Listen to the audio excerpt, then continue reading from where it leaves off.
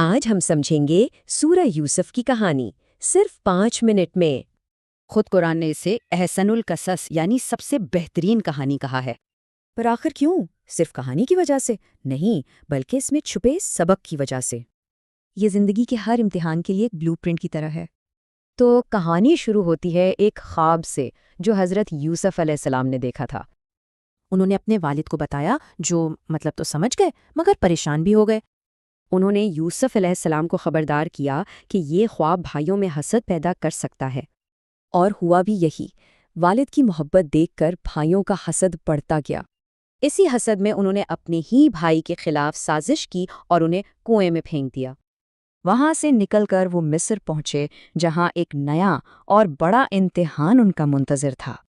مصر کے عزیز کی بیوی نے انہیں گناہ کی طرف بلایا۔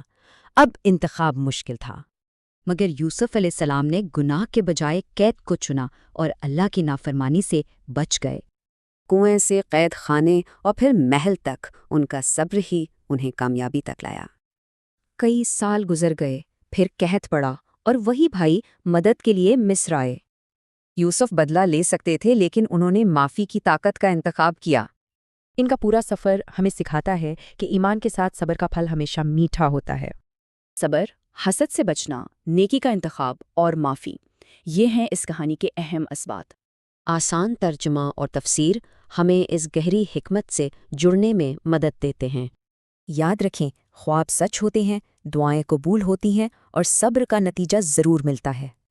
تو سوچئے، اس کہانی کا کون سا سبق آج ہماری زندگی میں سب سے زیادہ اہم ہے؟